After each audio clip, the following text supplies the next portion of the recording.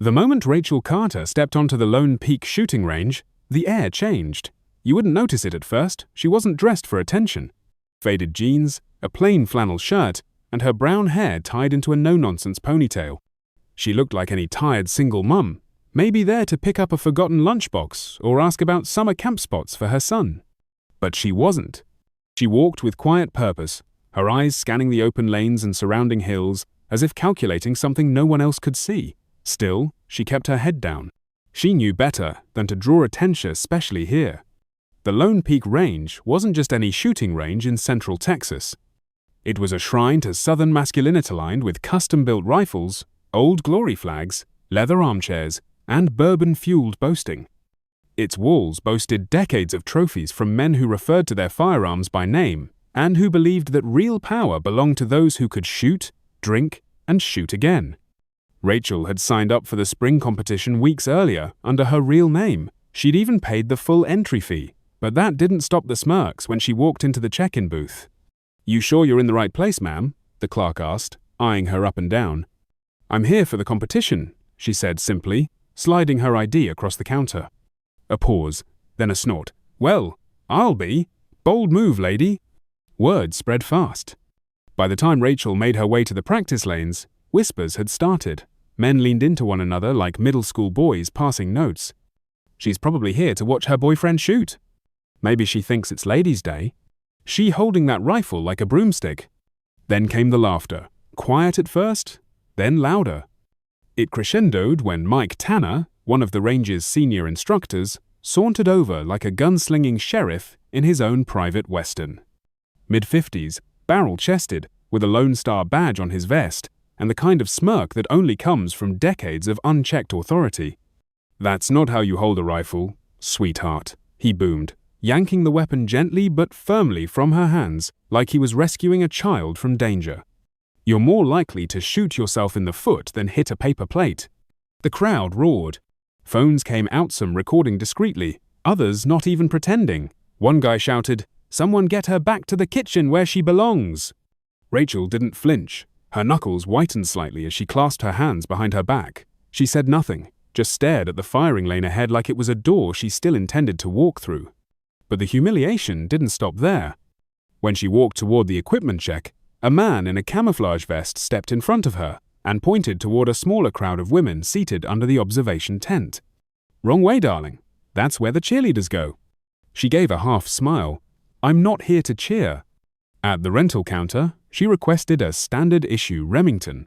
The staffer barely out of college rolled his eyes and handed her a rifle so scratched and out of balance it might as well have been a museum piece. "I guess that'll do," he muttered.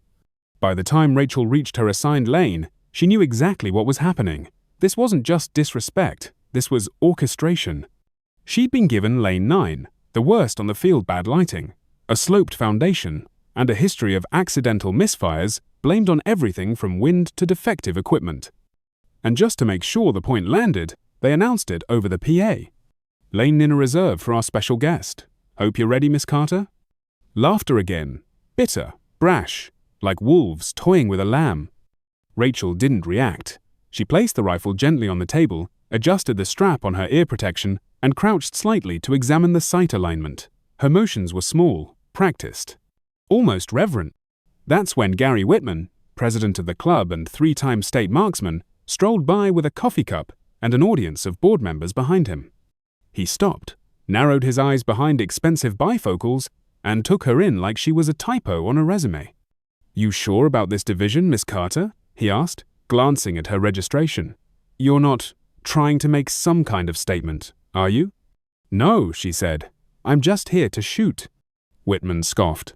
"Well, you're certainly in the right place if embarrassment was your goal. Good luck out there." More laughter. Rachel barely blinked. As the sun rose higher over the Texas scrubland, competitors gathered, most with custom gear, some with sponsors, all with reputations. And then there was Heron Outsider with nothing but a borrowed rifle, a worn baseball cap, and a face nobody recognized. But deep inside, she wasn't nobody. And as the range manager started calling shooters to the line for warm-up rounds, Rachel Carter stood still like a storm that hadn't started yet. She didn't yell, she didn't argue, because she didn't need to. They thought she didn't belong. They had no idea. As the warm-up rounds began, Rachel Carter stepped up to the firing line of Lane 9, the so-called cursed spot. Around her, the noise of the range buzzed like a swarm of gnats, gunfire, banter, smug commentary from men who assumed they'd already won. She said nothing, no comeback, no glare. She just adjusted the strap on her borrowed Remington, lowered her body into position, and began checking the sights manually. Her hands were steady too, steady for someone supposedly out of place. Her breathing was low and methodical. Her shoulders didn't rise with nerves. A few lanes over, a young guy named Jason, still in his early 20s, paused mid-adjustment and squinted toward her. "Hey, is it just me? Or does she actually know what she's doing?" he muttered to a friend. "Yeah, right," the friend chuckled. "She's probably read a few blogs. Don't get excited." But Jason kept watching. Rachel didn't fire during warm-ups. She spent that time calibrating, feeling the weapon's weight, adjusting her stance slightly for the uneven flooring, testing the trigger pull pressure without a round loaded. It was subtle, but meticulous, like muscle memory returning from somewhere deep. Mike Tanner, the instructor who had mocked her earlier, was standing with a group of club officials behind the judge's table. He had one arm crossed and the other sipping coffee, barely masking his amusement. "She's overthinking it," he said. "Too stiff. You watch first round, she'll panic and yank every shot." But the truth was, Rachel wasn't stiff. She was slipping out of the role they had forced on Hearth, quiet, unskilled, civilian woman who was supposed to be overwhelmed, the woman whose hands shook when spoken to harshly. That wasn't her. That had never been her. The competition began in earnest at 9:45 a.m., starting with timed rounds of precision marksmanship at 200 meters. Rachel's name was called early. She walked to her station without hesitation. Chuck, the range manager with the "Don't Tread on Me" tattoo, passed by with a clipboard and muttered under his breath, "Well, here comes our entertainment segment." Still, Rachel didn't respond. Her first shot rang out. It landed just outside the center, ring clean, disciplined, controlled. Some of the men scoffed. "Fluke," someone said. The second round came. She adjusted. This time, she clipped the inner ring cleanly, then again, and again. By the fifth shot, something had shifted. The laughter quieted. The men who had been busy talking and joking started turning to look, not in ridicule but in confusion. Was she adapting? One shooter removed his ear protection halfway through his round just to listen. A few others gathered near the judge's booth where they had a better angle of her target. One by one, their expressions shifted from arrogance to disbelief. "Wait a second," Jason whispered to the same friend who mocked Rachel earlier. "Her grouping's tighter than mine." "No way. I'm telling you, that's trained form. That's not YouTube learning." It wasn't long before the subtle shift became undeniable. Rachel wasn't just surviving, she was outperforming. Her reloads were smooth, without wasted motion. She recalibrated between shots like a professional quick glance, one breath, fire. Her fingers adjusted the elevation dial mid-series without checking a manual. She didn't flinch at recoil, didn't hesitate. And every now and then, if you looked closely, you'd see her thumb graze a silver ring on her left hand. Small, simple, not decorative. A token from another life. By noon, Rachel had climbed into the upper half of the leaderboard quietly, efficiently, without celebration. But the murmurs had grown louder. Something didn't add up. Darren Blake, the reigning club champion, tall, sunburned, with a belt full of sponsor logos, walked past her lane during a water break and slowed to watch her reset. He stared at her hands, at the way she loaded each round like it weighed memory, not just metal. Then he walked away, whispering something to Mike Tanner. From that moment, the officials started watching more closely, suspiciously. They began checking her form often, too often. Every half round, a clipboard would appear. A judge would linger a few seconds longer at her target. One even used a magnifier to question a clean shot. "She's too consistent," Tanner said. "No one just walks in here with that kind of precision unless—" He didn't finish the sentence, but the idea had been planted. Then came the humiliation tactic, form check. Mid-competition, the lead judge, Ray Daltona, retired police sergeant, approached Rachel in front of a crowd. "Ma'am, I need you to demonstrate your stance for review," he said, his voice loud enough for half the field to hear. Rachel looked up. "Now?" Now, he said flatly, it's a matter of safety. She stood slowly, turned to face the judge, and demonstrated her stance without flinching. Dalton stepped around her, pointing to imaginary faults. Cheek welds inconsistent. Trigger disciplines questionable. Grip looks civilian. Gentlemen, take note. This is why we offer beginners clinics. The surrounding shooters chuckled awkwardly. Some smirked. Others looked uncomfortable. Rachel didn't argue. She nodded once, turned back to her lane, and reloaded. But her next 3 shots hit tighter than anything she'd fired before. Silence. Even Dalton hesitated. By the time the 3rd round ended, Rachel was in the top 5. People weren't laughing anymore. They were staring. Even the man behind the livestream camera had stopped roaming between lanes. His lens was locked onto lane 9. Nobody said it out loud. But the question hung in the air. Who is she? The final round was structured as an elimination face-off flow as scorers from each bracket, competing head-to-head. It was meant to be fast, dramatic, and, more often than not, predictable. Rachel Carter, according to the leaderboard, had slipped to 5th after questionable scoring deductions, just enough to keep her off the top tier. So they paired her against Jason, the younger shooter who had started strong but lost focus midway. The announcer's voice crackled over the loudspeakers. Next up, Jason Bella, youngest competitor this year versus Rachel Carter, who's certainly been making waves today. There was a pause. Let's see if she can keep up. Rachel walked to her land number 9 again. Of course, still uneven, still the worst setup. Jason stood beside her, polite but nervous. Good luck, he offered. Rachel nodded once. You too. This time, there were no chuckles, no catcalls, just quiet tension, the kind that rolls in before a storm. Even the judges leaned forward. Cameras from the club's livestream page were now focused on her almost exclusively. Across Austin, hundreds were watching, some out of curiosity, some out of mockery, and a few out of growing respect. She stepped into position, closed her eyes, inhaled for 4 counts, held, exhaled, just like old times. The scent of gun oil disappeared. The noise of the range faded. In her mind, she wasn't in Texas anymore.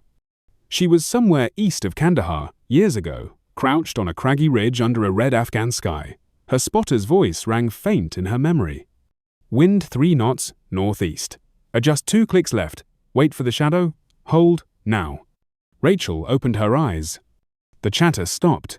A hush fell so suddenly it was like the wind had left the range. She squeezed the trigger. Bullseye. She reloaded without hesitation. Another bullseye. The 3rd shot landed just inside the first 2. A single ragged hole began to form dead center. People began drifting from their lanes. By the 5th shot, Jason had stepped back, visibly stunned. He muttered something under his breath. Even the judges glanced at each other in disbelief. By the 7th, even Mike Tanner had gone pale. His coffee cup trembled slightly in his hand. By the 9th, someone whispered loud enough for the livestream mic to catch. Who the hell is she? The 10th shot split the hole made by the first 3 feet, so precise that even seasoned marksmen blinked in disbelief. Then, silence. Rachel lowered the rifle slowly, as if unburdening herself from more than just the weight of the weapon. She removed her ear protection. The wind returned. A red-tailed hawk circled above the range, its cry faint and wild in the still air. And then someone, Mike Tanner, of all people, stepped forward. His eyes were locked on her left hand. On the silver ring. Not flashy, not store-bought. A ring that most civilians wouldn't recognize, but anyone who'd served in elite combat units would. Tanner swallowed hard. You're Carter, he said, his voice cracking slightly. Staff Sergeant Rachel Carter. A murmur surged through the crowd. Rachel didn't answer. She didn't have to. He stepped back a pace. 3rd Battalion, Ghost Squad, the Angel of Sanguine. His voice had dropped now, almost reverent. Gasps. One man said, "Wait, that Angel, the sniper from the rescue op?" Another added, "I thought that was just a myth." Rachel finally spoke, her voice calm, grounded. Some stories don't make the news. The effect was instant. Club president Gary Whitman, who'd mocked her earlier, pushed forward through the stunned crowd. His voice trembled slightly, desperate to regain control. Why didn't you say who you were? Rachel turned toward him. Why should I have had to? That single question landed like a blow. Whitman faltered. His eyes darted away. If we'd known. You would have treated me like I mattered, she said. That's not respect. That's recognition for what you can't ignore. Tanner stepped forward again, quieter now. I served 2 tours in Iraq. I should have known. Rachel's eyes softened, but only slightly. You saw what you wanted to see. Behind her, Jason looked like he'd just witnessed a miracle. You were incredible, he whispered. Like, unreal. She glanced at him with the faintest smile. You did well too. Up at the judge's table, Dalton, who had mocked her form, was now clutching a clipboard like a shield. We may need to re-evaluate previous scores, he mumbled, eyes averted. There may have been inconsistencies. Of course there were. But Rachel said nothing. She just walked past him without acknowledgement. The men who had laughed were now quiet. The men who had doubted were now unsure. And the woman they thought was invisible? She'd just rewritten the script. The scoreboard updated 20 minutes later. After rushed deliberations behind closed doors, the judges returned to announce the corrections in scoring. With little fanfare but plenty of sweaty brows, they quietly placed Rachel Carter second overall in the Lone Peak Spring Precision Tournament. The crowd clapped, some reluctantly, others with genuine admiration. Rachel? She didn't even glance at the board. She simply packed up the rental rifle, returned her ear protection to the desk, and slung her canvas range bag over one shoulder. Just another woman ending her Saturday. Mike Tanner approached her near the lot, where the pickup trucks were backing out slowly, and conversations had turned from performance to pride-swallowing. I owe you an apology, he said quietly. Rachel looked up, but said nothing. I misjudged you, badly. What I said earlier, what they all said, was out of line. It was, she replied, not unkindly. But it's not new. He hesitated. It rattled me. You rattled me. She tilted her head slightly. Why? You're better than most of us, and you never said a word. Rachel studied his faceless defensive now, more human. I didn't come here to prove anything to you, Mike. I came for myself, for my son, to remember who I was before I started trying to disappear. Tanner nodded slowly, swallowing his ego. If there's ever anything I can do to make it right. There is, actually, she said. He straightened, surprised. I want to start a youth program here, for kids who don't have access to proper firearms safety, girls, especially. They need to know they belong in spaces like this, not as decorations, not as exceptions, but as equals. You want to teach here? Number, I want to open doors here, she said firmly. You and the others you'll teach, but under a new standard. He took a deep breath. I'm in. 3 months later, the Lone Peak Range looked very different. Not in layout or architecture, it still had its leather chairs, its bourbon shelf, and its dusty walls full of trophies. But now, every Saturday morning, a group of young shooters boys and girls alike gathered at Lane 9 for the new Carter Youth Precision program. Rachel stood at the edge of the range, arms folded, watching over the group like a sentinel. She wasn't there to instruct at least not directly. Her job was vision, leadership, and quietly ensuring nobody was ever humiliated the way she had been. Among the students was her son, Ethantal, for 16, with his mother's eyes and quiet strength. He moved through the lanes confidently, helping new shooters adjust their stance, checking ear protection, answering questions. Mom, he whispered one morning during break, can I lead the next safety drill? You're ready, she said. He beamed.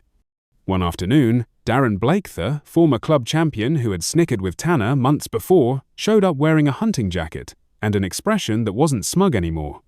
He stood quietly behind the youth line, watching his daughter Jessica, a bright-eyed 14-year-old, hit her target with tight grouping. She always said this was my boring hobby, he muttered beside Rachel. Now she wants to try out for her high school marksmanship team. She's good, Rachel said. Stable trigger, fast recovery. Darren nodded. You've built something here. Rachel turned toward him. I didn't build it alone, but I did require one thing. What's that?